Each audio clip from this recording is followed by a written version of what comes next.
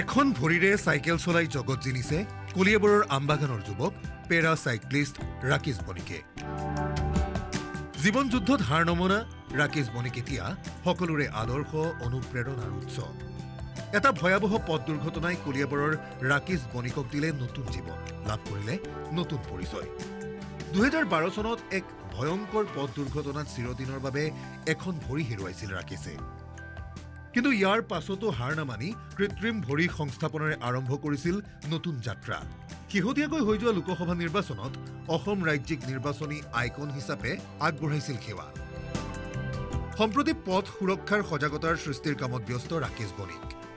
চাইক্লিঙৰ জৰিয়তে পথ সুৰক্ষাৰ বাৰ্তা বিলাইছে বিভিন্নজনক। দুচকীয়া বাহন চলাওঁতে হেলমেট পৰিধান কৰাৰ আহ্বান জনোৱাৰ লগতে তীব্ৰ বেগত দুচকীয়া বাহন নচলাবলৈ নৱপ্ৰজন্মৰ প্ৰতি আহ্বান ৰাকেশৰ। ৰোড সেফটিৰ লগত মই আগতো কাম কৰিছো।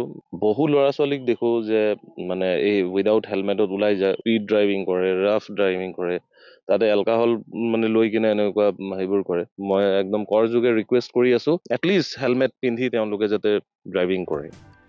যান বাহন আইন উলংঘাকাৰীৰ বিৰুদ্ধে কঠোৰ আইন প্ৰণয়ন কৰিবলৈ চৰকাৰক আহ্বান ৰাকেশ বণিকৰ।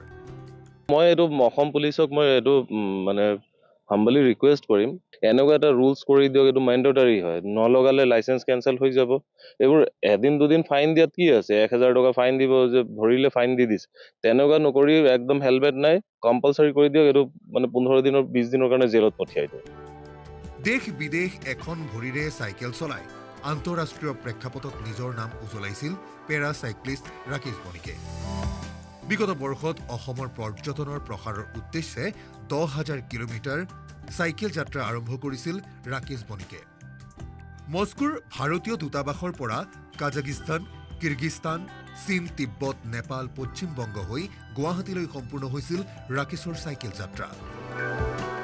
ইয়াৰ আগেয়েও বন্যজন্তু সুৰক্ষা প্ৰদানৰ বাৰ্তাকে ধৰি অসমৰ অন্য সমস্যা সমাধানৰ বাবে সজাগতা সৃষ্টিৰ উদ্দেশ্যে পূৰ্বেও বিভিন্ন স্থানত প্ৰায় 22,000 কিলোমিটাৰ পথ এখন ভৰিৰে চাইকেল চলাই জগত জিনিছে ৰাকেশ বণিকে। ৰোড সেফটি কিমান ইম্পৰ্টেণ্ট হয়, আজি মোৰ ক্ষেত্ৰতেই মই দেখি আছো। মই ৱৰ্ল্ডৰ প্ৰথম গৰাকী পেৰাচাইক্লিষ্ট হয় যিজনে, মোৰ লাষ্ট যিখন মই চাইক্লিং কৰিছো ৰাছিয়াৰ পৰা গুৱাহাটী, সেইটো ৱৰ্ল্ডৰ প্ৰথম গৰাকী পেৰাচাইক্লিষ্ট হয় মই। সেইটো কৰোঁতে ৰাকেশ বণিকৰ পৰা মই ৰাকেশ পেৰাচাইক্লিষ্ট আজিৰ ডেটত হৈ গলো।